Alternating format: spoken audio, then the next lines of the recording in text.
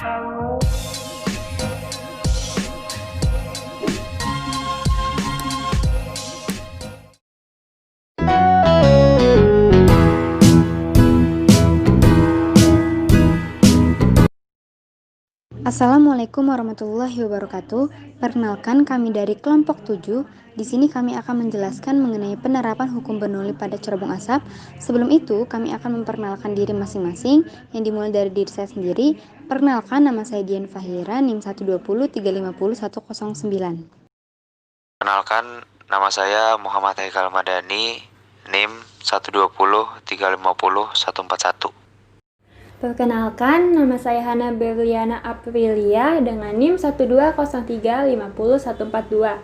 Perkenalkan, nama saya Muhammad Fadil Aulia, NIM 120350124 dari TPB 44, Prodi Teknologi Pangan.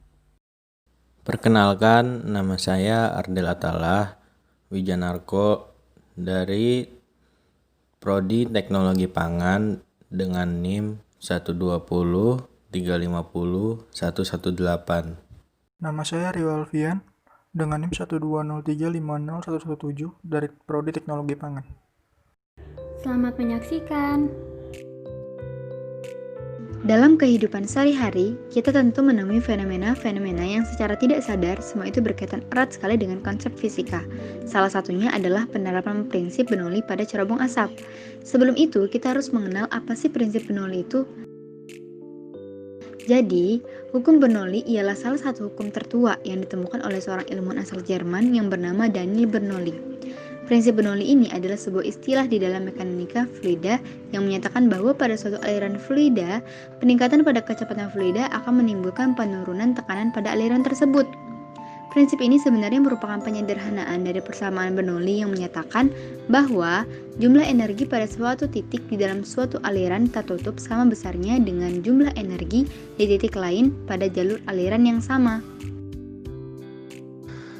Cerobong asap merupakan struktur yang berfungsi sebagai ventilasi pembuangan panas gas buang atau asap yang dihasilkan dari kompor, boiler, tungku, atau bahkan perapian keluar menuju atmosfer.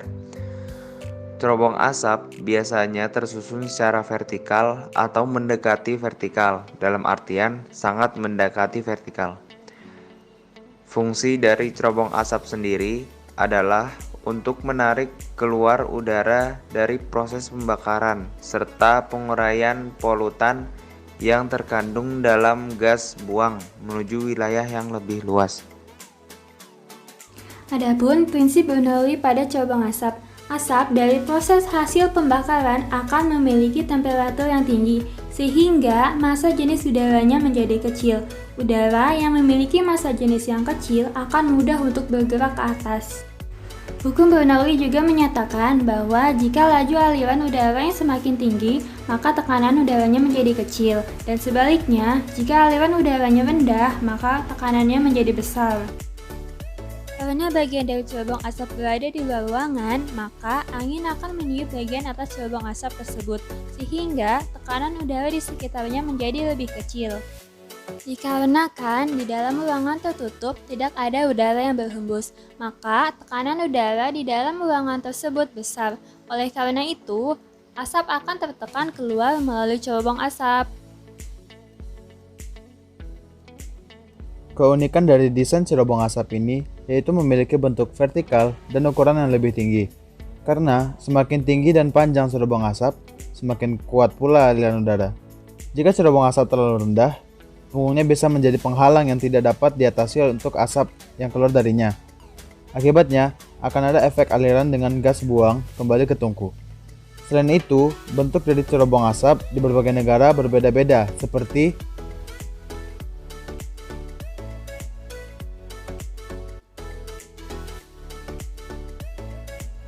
Adapun kelemahan pada cerobong asap dapat menyebabkan pencemaran udara. Salah satunya adalah endapan kreosot di dinding struktur bila digunakan dengan kayu sebagai bahan bakar.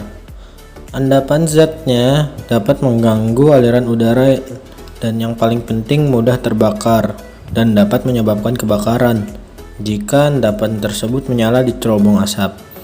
Sehingga perlunya pembersihan cerobong asap tiap tahunnya secara teratur, karena jika perlengkapan cerobong yang putus atau longgar akibat korosi dari waktu ke waktu dapat menimbulkan bahaya serius bagi penghuni rumah karena kebocoran zat karbon monoksida ke dalam rumah. Saran kami terhadap pengembangan alat cerobong asap kedepannya yaitu sebaiknya cerobong asap dapat dibuat dengan mempertimbangkan aspek pengendalian pencemaran udara yang didasarkan pada lokasi dan tinggi dari cerobong asapnya. Kemudian lebih diperhatikan kembali dan dilakukan pengecekan secara rutin terhadap kondisi cerobong asap setiap 6 bulan sekali, dan sebaiknya cerobong dipasang alat pengendali emisi berupa gas detektor serta menggunakan bahan bakar yang memiliki kalori tinggi supaya emisi dikeluarkan semakin rendah, dan sebaiknya dilakukan pemeliharaan terhadap tanaman penghijauan yang ditanam di sekitar wilayah yang terdampak oleh cerobong asap dan mengganti kembali jika terdapat tanaman yang rusak atau tidak tumbuh. Berikut ini adalah rumus persamaan hukum Bernoulli. Sekian dari penjelasan mengenai penerapan hukum Bernoulli pada cerobong asap. Kurang lebihnya kami mohon maaf. Wabillahi taufiq wal hidayah. Wassalamualaikum warahmatullahi wabarakatuh.